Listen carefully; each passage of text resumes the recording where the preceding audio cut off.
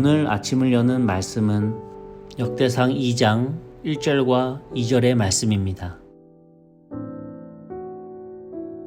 이스라엘의 아들들은 이러하니 르우벤과 시므온과 레위와 유다와 이사갈과 스불론과 단과 요셉과 베냐민과 납달리와 갓과 아셀이더라. 아멘. 역대상 2장은 이스라엘의 아들인 유다의 자손부터 시작해서 갈렙의 자손까지 기록되어 있는 족보입니다. 이스라엘 백성은 바벨론이라는 나라에 포로로 잡혀갔고 그 이후에 70년간 고생을 하다가 끝내 다시 고향으로 돌아오게 되었습니다. 그때 쓰여진 성경이 바로 이 역대상하입니다. 에스라라고 하는 학자가 기록을 했고 이 역대상하의 히브리어는 파랄레이 포메나인데 그 뜻은 생략됐던 것들, 빠뜨린 것들이라고 하는 의미입니다. 이 역대상하의 기록의 의도는 아직 우리에게는 희망이 남아있는가 라고 하는 의도로 기록되었습니다. 왜냐하면 이 역대기는 바벨론 포로기 이후에 고향으로 돌아와 기록된 성경이기 때문입니다. 여러분 70년간의 포로 생활을 마치고 먼 길을 걸어서 고향으로 돌아온 이 이스라엘 백성들 한번 생각해 보시기 바랍니다. 고향에 와보니까 성은 다 무너졌고 잿더미뿐입니다. 70년간 방치된 나라가 폐허가 됐고 이제는 도적대가 들끓고 치안을 책임져 줄 수 있는 정부도 없습니다. 내 한 몸 내가 지켜야만 살 수 있는 이러한 신세, 이러한 상황 속에 있는 사람들의 자존감이 얼마나 낮겠습니까? 우리는 포로 출신, 우리는 망한 나라의 백성, 돌아는 왔지만 아직도 우리에게는 희망이 없는 것처럼 보이는 상황입니다. 그때 이 이스라엘 사람들의 관심사는 무엇보다도 하나님은 여전히 우리를 사랑하시는가? 하나님과의 그 언약이 아직도 유효한가? 여호와 하나님께서 아직도 일하고 계신가?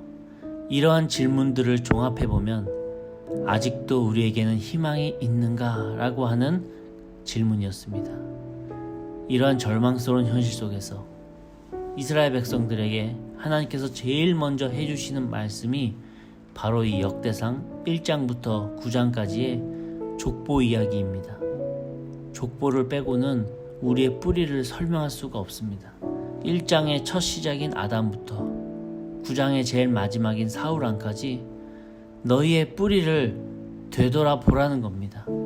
어떻게 이스라엘 민족이 시작되었고 우리의 조상들이 과연 어떤 사람들이었는지, 과거에 어떤 하나님의 역사하심이 있으셨고 과거에 또 어떤 조상들의 실수가 있었는지 차마 숨겨져서 잘 발견하지 못했던 그 부분을 살펴보면서 함께 희망을 품고 나라를 재건해보자는 의도로 족보 소개부터 이 역대상 성경이 시작되는 겁니다. 포로 귀환 후에 암담했던 현실, 척박한 경제생활, 외부적인 위협이 도사리는 이 기약 없는 내일을 살아간다고 하는 것이 이스라엘의 현실이었습니다. 근데 요즘이라고 다르겠습니까? 여전히 세상은 어지럽고 시끄럽습니다. 암담해 보입니다. 영적으로 더더욱더 힘을 잃고 교회는 세상 매체와 문화 속에서 조롱의 대상으로 표현될 때가 많습니다. 그런데 망한 나라로 돌아와서 절망하는 그 백성들에게 역대상하를 통해서 하나님께서 말씀하셨던 것처럼 아직 우리에게는 하나님으로 인해 희망이 남아있다는 사실을 꼭 기억하시기 바랍니다.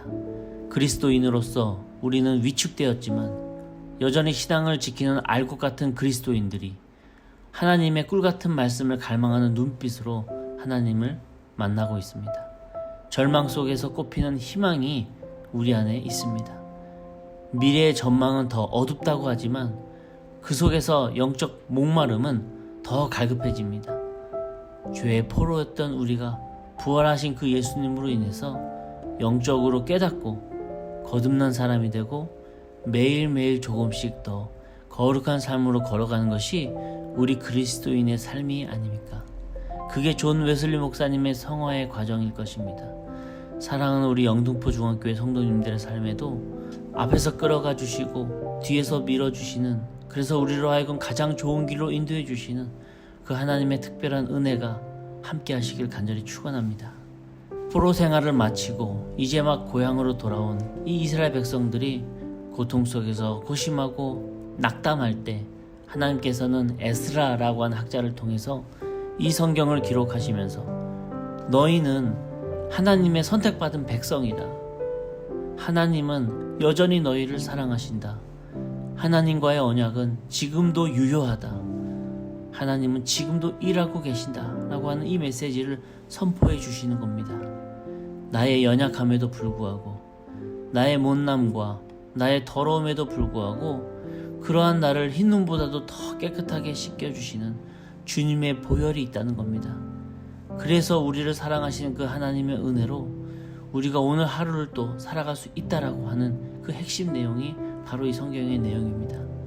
사랑하는 우리 영등포 중학교 성도님들의 삶 속에도 이스라엘 백성들이 겪고 있는 이런 어려움이 있습니까?